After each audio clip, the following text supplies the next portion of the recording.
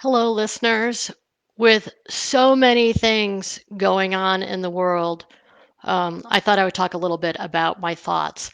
So, last night I had a friend over for dinner, and one of the first things she mentioned was how concerned she was about what's going on in the world with Ukraine and various other uh, activities going on that makes people feel overwhelmed and helpless. And so I wanted to address kind of what that looks like. And I may not address it in the way that you want me to, but I'm going to give it a shot and hopefully it helps.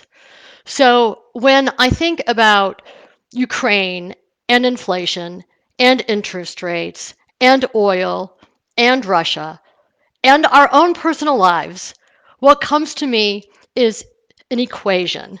And that equation is E plus R equals O.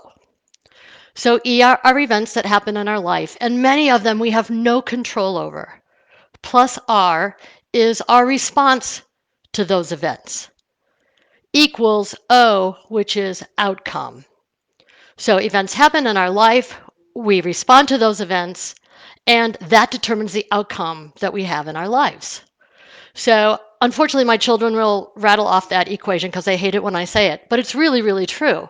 There's so many things around us that we have no opportunity to change, but we do have the opportunity to change how we respond to those things. And that determines the type of life that you have. Because no amount, regardless of what's going on in the capital markets, no amount of rate of return is going to create an extraordinary life for you. That's really up to you. So I'm not really going to talk about Ukraine and inflation and interest rates and Feds and the Fed policy because I actually will do that with clients very specifically. I love to talk about things like that, but I think that it gets us off track. What's really important is to understand what's going on with you and how do you respond and how do you manage. And it reminds me of a story. Um, and I think it will be helpful because there was a woman who had a goal to reach $1 million in 10 years because she wanted to live comfortably and have the freedom to do what she wants to do. And then one day she realized that she's not very close to achieving that goal. She tried many things to get rich, made various investments with mixed results, and she worked hard at her job and saved a small sum of money for her retirement. So she took time to think about, well, what will that $1 million give me? And she decided it would allow her to relax and find time to finally do the activities for herself that she loved.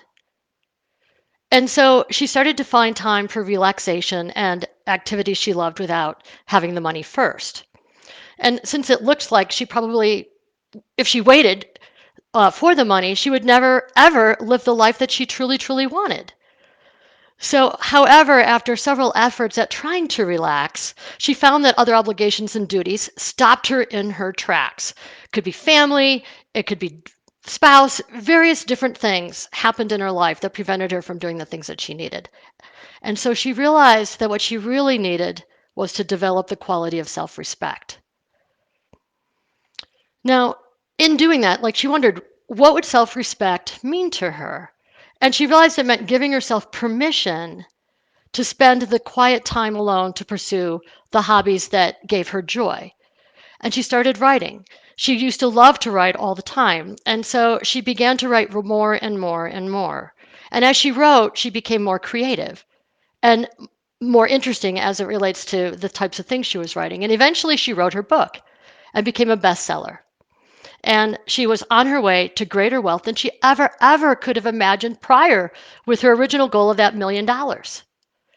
So by developing self-respect, she not only made the money she wanted, but other wonderful things began to happen. She began loving her job, life was fulfilling and satisfying, and she created an opportunity to grow.